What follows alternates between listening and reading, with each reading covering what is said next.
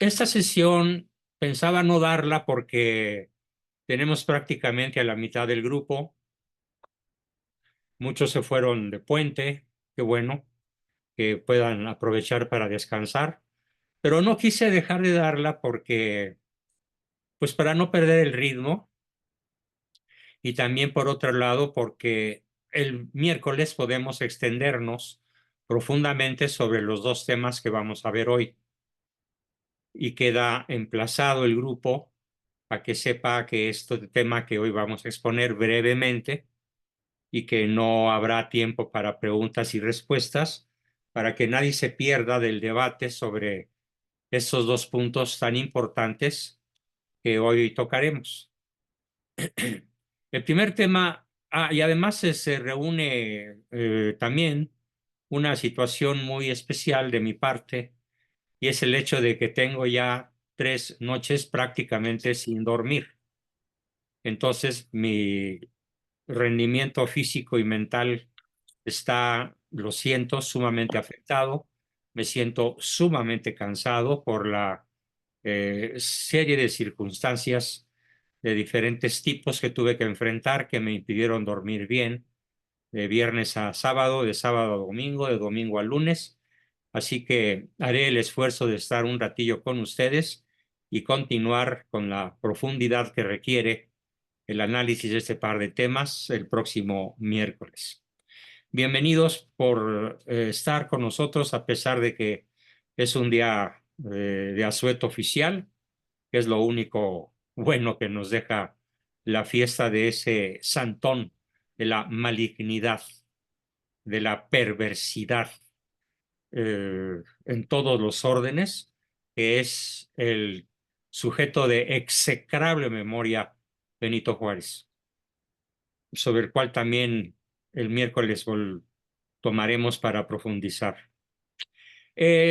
Como siempre, resumiendo las principales ideas de la sesión anterior, quiero recordar algo que es sumamente interesante y sobre lo que puse poco énfasis. Esto que en lo que puse poco énfasis es en qué manera o de qué dos maneras nos tienta el mundo. El mundo nos tienta de dos formas. Uno, introduciendo en nosotros el ansia o afán desmesurado, desmedido, excesivo de adquisición de bienes temporales. Puede ser que una persona rica, solvente económicamente, no tenga ese afán desmesurado y excesivo de poseer bienes materiales. Y también puede ser lo contrario, que una persona particularmente pobre y carente de recursos incurra en el pecado de un afán desmesurado y excesivo de adquirir los bienes temporales. Entonces, no es la posesión de los bienes la que nos hace caer en pecado, tentados por el mundo, sino el grado de adhesión ideo-afectiva a tales bienes. Esa es una de las formas mediante las cuales nos sienta el mundo. Y la otra, infundiéndonos el terror por medio de los perseguidores y de los tiranos, que como en mi caso y probablemente en el de alguien más del grupo, se ve difamado, perseguido, obstaculizado, agredido, calumniado por la gente que se mueve alrededor del narcosistema. Yo por mi parte ya no siento lo duro, sino lo tupido. Pero por fortuna, tanto por gracia de Dios como por educación familiar, nunca conocimos en la familia lo que es el miedo, y muchísimo menos el miedo que paraliza. Así que a pesar de las persecuciones de las que constantemente los hermanos somos blanco, objeto del narcosistema, pues permanecemos en nuestra trinchera denunciando, atacando echando de cabeza, denunciando el mal, precisamente para evitar que no suceda lo que es la última frase, el último enunciado del Padre Nuestro. Antes de decirlo, la oración dominical, el Padre Nuestro, nos enseña a pedir que no caigamos en la tentación por el consentimiento. ¿Por qué? Porque ser tentados es condición humana, pero caer en la tentación es diabólico.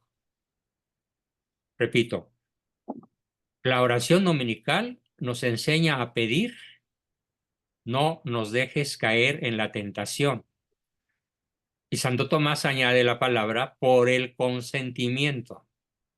Y nos explica que ser tentados es parte de nuestra humanidad, es inherente, es intrínseco a nuestra humanidad el hecho de ser tentados, pero que es diabólico aceptar caer en la tentación. Yo no sé a ustedes, pero yo ya he llegado a una etapa de mi vida en la que cuando viene la tentación, la identifico prácticamente al instante. Siempre se reviste de algo muy atractivo, de algo muy deseable, de algo, pues, ¿qué tanto es tantito? De algo aparentemente inocuo. Y eso es justamente lo que la hace tan peligrosa a la tentación. Y para eso, el Padre Nuestro, el texto evangélico dice, no, la traducción literal, fíjense, es muy chistosa. La traducción literal, ne nos inducas in tentatione, se traduce como no nos metas en la tentación. O sea, no nos dejes caer en ella. Es que Dios, pregunta Santo Tomás, ¿Dios puede meternos en la tentación? En realidad, responde él, se dice que Dios nos mete en la tentación en cuanto que la permite. Dios permite que seamos tentados. Es decir, en cuanto que por los muchos pecados de una persona le retira su gracia y sin ella caemos en pecado.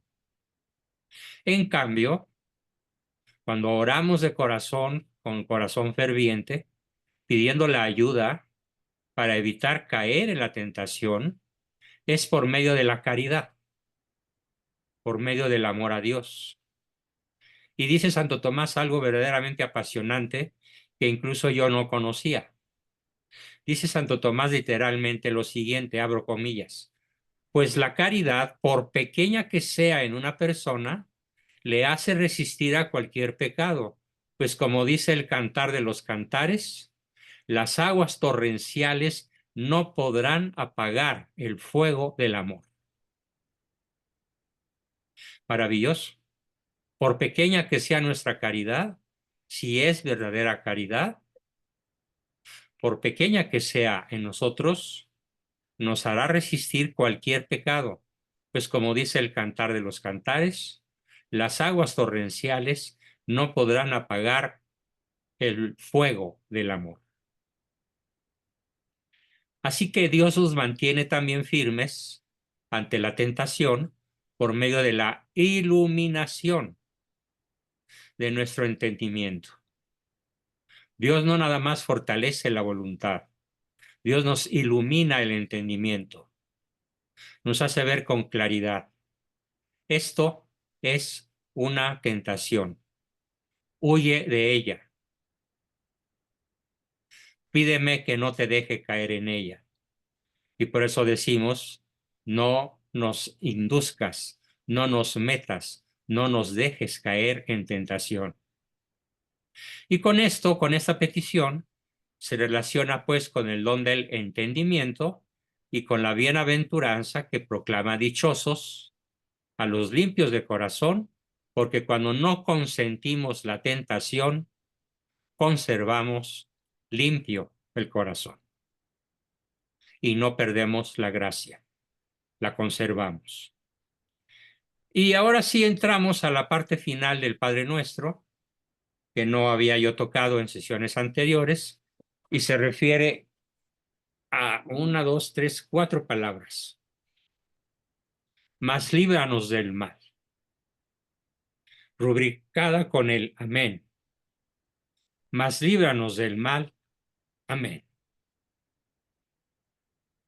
Veamos qué nos dice Santo Tomás y qué puedo comentar yo para movernos a todos a permanecer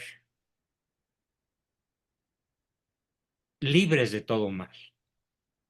Esta petición, líbranos de todo mal, se refiere a todos los males, sin excepción, tanto al pecado como a la enfermedad, a la aflicción o a cualquier contrariedad.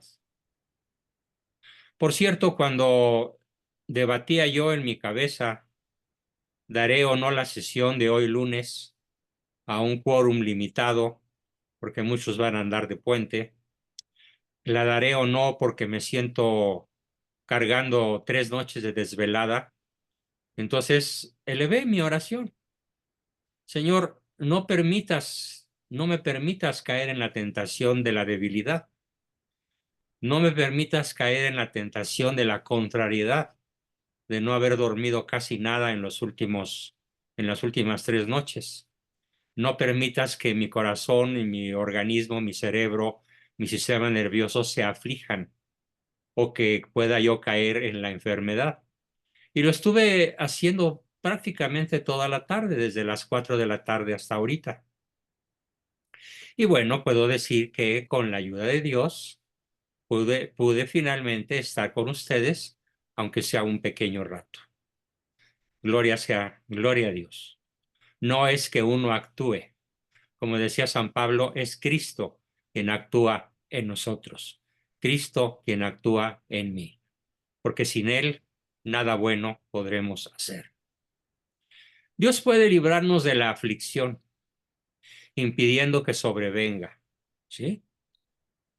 Este modo de proceder ocurre pocas veces, pues con frecuencia, aclara Santo Tomás, los santos son afligidos en este mundo.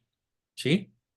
El mismo Cristo nos enseñó que el discípulo no es más que su maestro y que si él fue perseguido, que si él fue tentado, por la misma razón lo seremos también sus seguidores, sus discípulos. De ahí que esa petición se relaciona con la bienaventuranza que proclama dichosos a los perseguidos por causa de la justicia. Sin embargo, a veces Dios concede a algunas personas librarse del dolor porque sabe que somos débiles o porque Él sabe en su infinita sabiduría y misericordia que somos incapaces de soportarlo.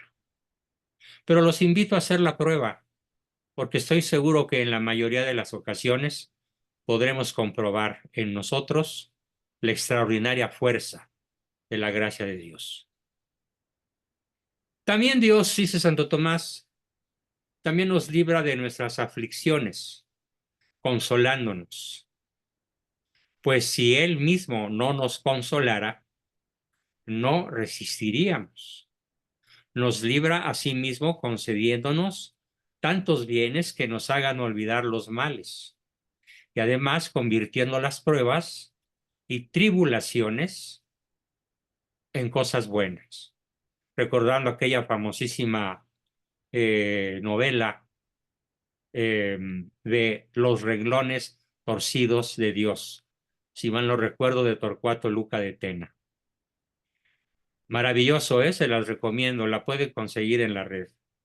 Santo Tomás relaciona esta petición con la petición de la virtud de la paciencia y el don de la sabiduría, así como con la bienaventuranza que proclama dichosos a aquellos que trabajamos por la paz en el mundo, a aquellos que trabajamos por la paz en nuestras familias, en nuestros barrios, en nuestras comunidades, en nuestra nación incluso.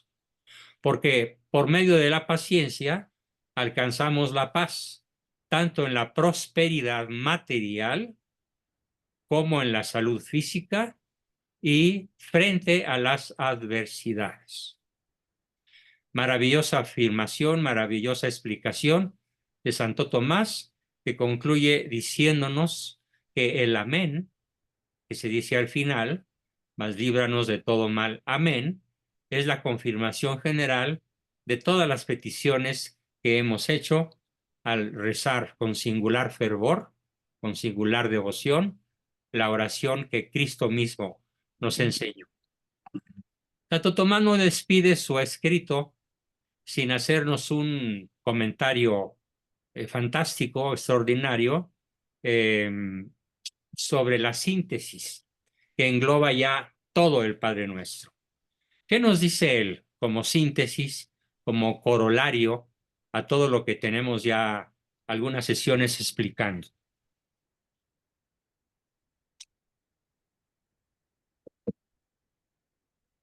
Nos explica, nos platica que lo primero que hay que desear es a Dios mismo.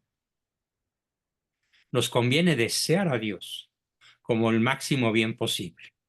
Por eso comenzamos pidiendo su gloria. Santificado sea tu nombre. Luego pedimos tres cosas que nos afectan a nosotros directamente. En primer lugar, cuando decimos, venga a nosotros tu reino, estamos pidiendo que se nos conceda alcanzar la vida eterna. Cuando decimos, venga a nosotros tu reino, Santo Tomás nos lo aclara, lo que estamos pidiendo es que se nos conceda alcanzar la vida eterna. Yo tampoco sabía esto. Para mí fue toda una sorpresa ver cómo lo interpreta Santo Tomás. En segundo lugar, también al decir, hágase tu voluntad, deseamos cumplir la voluntad de Dios y practicar su justicia. Y en tercer lugar, al pedir el pan nuestro de cada día, estamos pidiendo lo necesario para mantenernos saludables y vivos. A consecuencia, a la consecución, perdón, a la consecución de la vida eterna, se opone el pecado. Pues por eso suplicamos a Dios diciendo, perdónanos nuestras deudas, como también nosotros perdonamos a nuestros deudores. Porque a la justicia y a las buenas obras se oponen las tentaciones que intentan apartarnos de Dios. Para alejarnos de las tentaciones, rogamos pues diciendo, no nos dejes caer en la tentación. A las cosas necesarias para la vida se oponen las desgracias y las tribulaciones. Y para eso, para ahuyentarlas, clamamos con nuestros brazos elevados al cielo, mas líbranos del mal. Amén. Entendiendo por la palabra mal la privación del bien, por un lado, y la presencia de Lucifer, el gran tentador, en nuestra vida por el otro. Bien, ese fue nuestro primer tema del día de hoy y no quiero despedir al grupo sin hacer un comentario un tanto, diría yo, cáustico, probablemente burlón, sobre el cual volveremos en la sesión del miércoles próximo con un grupo que espero sea más completo que el de hoy. Y me refiero a lo que está hoy en la prensa a diestra y siniestra. Hay un cambio total de tema. Y con mucha sorna de mi parte, sin poder reprimir una sonrisa que probablemente tenga mucho de burla o de conmiseración de la pobre gente que cae en este brutal error, que están yendo muchísimas personas a las pirámides de Teotihuacán, de Uxmal, de Labná, de Capná, de Tulum, y cuanta elevación prehispánica se eleva a unos cuantos metros del cielo, del suelo, ¿a qué creen? A recargarse de energía. Bueno, curiosamente, fíjense, me sorprendió mucho y por eso quise platicarles este punto, porque por fortuna, parece mentira, Pero justamente los astrónomos, ¿de dónde creen? De la Universidad Nacional Autónoma de México, recomiendan que lo único que puedes pescar es una insolación o un catarro por polvo. Los científicos, los directores de la Escuela de Astronomía, de la Escuela de Meteorología, del Centro de Observación Astronómica, nos dicen, no señores, olvídense, nadie va a pescar energía, van a pescar una insolación o un terrible catarro por el polvo que levanta tanta gente que está yendo a recargarse de energía, según ellos, en el equinoccio de primavera. ¿Cuál es el origen de esta absurda creencia? Ya sé que en la red me van a tundir, pero bien y bonito. Es más, probablemente me expongo al castigo de YouTube por andar propalando ideas contrarias al sentir popular o por difundir ideas falsas, porque así se las gasta YouTube. Bueno, dice, este es el origen de la creencia, explicado por los astrónomos de la UNAM. Ya viene el equinoccio de primavera, momento a partir del cual llegan los días con más luz solar. Miles de turistas se van a congregar en la zona arqueológica de Chichén Itzá para recibir el equinoccio de primavera en marzo del 2024. A partir de hoy, 18, 19, 20 y 21, culminando con el equinoccio que comienza exactamente el día 21 de marzo de este mes, ya a unas cuantas horas de distancia. Eh, Estos astrónomos critican con singular acritud y con un tono que no deja de ser burlón. Solo unos días del equinoccio de primavera, que generalmente tiene lugar entre el 19 y el 21 de marzo de cada año, las personas ignorantes y supersticiosas comienzan a buscar lugares para recibir la energía y el calor en las zonas arqueológicas.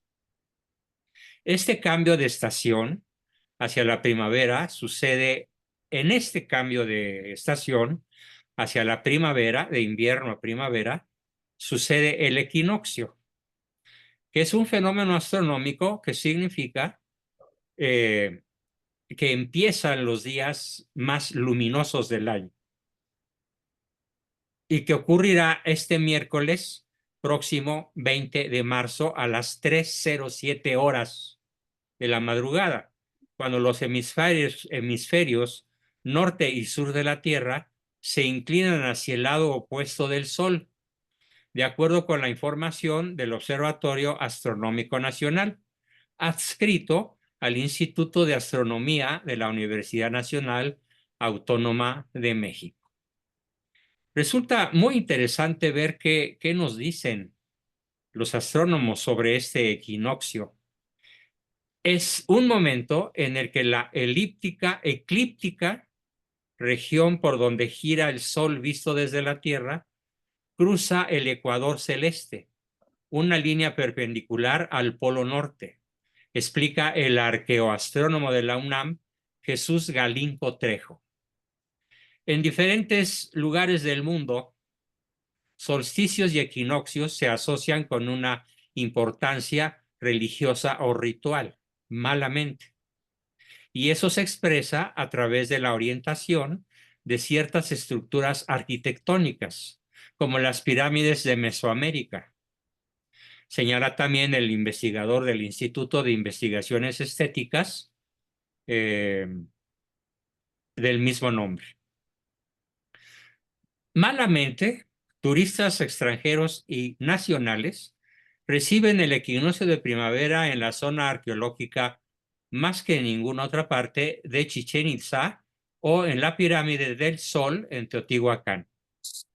En México, algunas de ellas, como el Templo de las Caritas en Veracruz, Teopanzolgo, Xochicalco en Morelos, Chichén Itzá en Yucatán, fueron alineadas por los constructores de acuerdo con el equinoccio, pero no es una fecha relevante en el mundo mesoamericano, sino solamente en esas culturas, toltecas y mayas.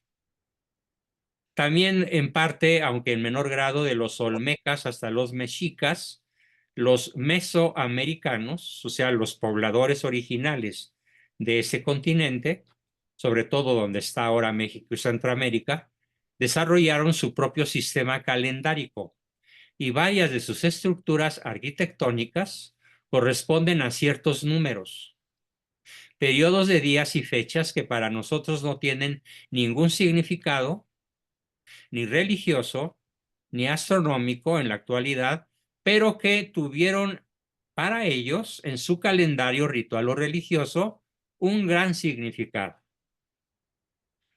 Para olmecas, toltecas, mayas, en menor grado para los aztecas o mexicas. Pero el hecho de que para ellos haya tenido algún sentido ritual o religioso no significa que ahora ocurra algún fenómeno astronómico o algún fenómeno físico mediante el cual las personas de la actualidad o de cualquier otra época de la historia universal, al colocarse en la cúspide de las pirámides con los brazos abiertos en cruz y vestidos de blanco, eso no significa que vayamos a recibir alguna descarga energética que nos procure un mayor equilibrio mental, una mayor salud corporal o algún otro significado místico religioso, cualquiera que éste sea el que le quiera dar el sujeto supersticioso que va a recargarse abriendo las alas, o sea, los brazos al sol.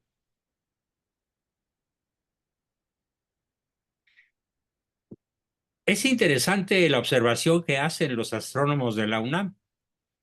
Por ejemplo, en el santuario que se llama El Nido, eh, este astrónomo citado dice que desde hace más de 3000 años se hacía un culto al tiempo, como los griegos hacían el culto al dios Cronos. Los habitantes de Mesoamérica hacían el culto al equinoccio de primavera, pero ellos no creían que se recargaban de alguna manera energética, sino que ellos ponían sus pirámides construidas de tal manera que la alineación de los rayos del sol con la pirámide construida con determinada inclinación y con determinada orientación les marcaba con absoluta precisión, rectilínea, perfecta, milimétrica, matemática, el inicio de la primavera, lo mismo que los inicios de las otras estaciones. O sea que finalmente las pirámides, todo Mesoamérica, fueron construidas para medir el tiempo, no para invocar a ningún dios, sino para medir el tiempo. Bueno, pues con esto como que nuestros ancestros indígenas demuestran bastante más inteligencia que la bola de supersticiosos que hoy van a las pirámides a recargarse de energía. ¿De dónde viene la idea, preguntan los astrónomos estos mencionados, de que podemos cargarnos de energía del sol en primavera? El arqueoastrónomo explicó que esta idea de que es posible recargar energía durante el equinoccio de primavera es actual, no viene de los mayas, ni de los toltecas, ni de los zapotecas, ni de los mixtecas, ni de ninguna etnia indígena. Es actual y no tiene relación ninguna, ojo, firma la UNAM, con el culto antiguo de las culturas originales que hacían estas pirámides sin más finalidad que la de medir el tiempo. Este es una ocurrencia de hace algunos años, 30 o 40 años.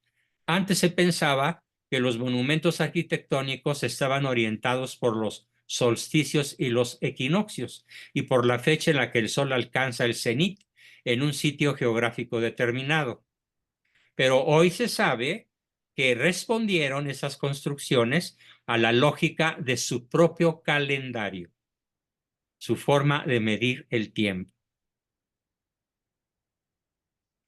No deja de ser bastante ridículo que vacacionistas, incluso europeos y norteamericanos, visiten la pirámide de Teotihuacán para recibir la primavera. La idea de que en la primavera hay que cargarse de energía solar es una moda absurda del mundo actual, cuya influencia, atención aquí, proviene del New Age. Es decir, es una celebración pagana, es una celebración anticristiana, influencia macabra de la nueva era desde hace algunas décadas. Y entonces, con una gran ignorancia y con una gran torpeza, las personas se visten de blanco y suben a las pirámides como en Teotihuacán o Chichén Itzá, pero nada de eso tiene que ver con un culto antiguo de las culturas originarias, destaca el maestro Galindo Trejo. El New Age o Nueva Era hace referencia a una serie de creencias espirituales occidentales de los años 70, de la era de los hippies, cuyo sistema de creencias es una mezcla de prácticas relacionadas con la exploración espiritual, el misticismo y el esoterismo. Misticismo y esoterismo anticristianos. Y de este movimiento han emanado algunas prácticas de medicina, entre comillas, alternativa, tales como el Reiki, superstición, o la ley de la atracción, superstición, lo que se conoce con el nombre de manifestar. Los astrónomos de la UNAM recomiendan con singular energía, sobre todo en boca de la científica doctora Julieta Fierro, aconseja no acudir a las zonas arqueológicas en estas fechas de equinoccio. Lo recomienda, no vayan. ¿Por qué? Porque si bien son momentos significativos, subjetivamente vistos para algunas personas supersticiosas, ocurre, dice doña Julieta Fierro, doctora en astronomía, que no existe una energía especial, que no se manifiesta ninguna energía especial en esos lugares y que la afluencia excesiva de visitantes puede contribuir al nefasto deterioro de semejantes sitios históricos de gran valor.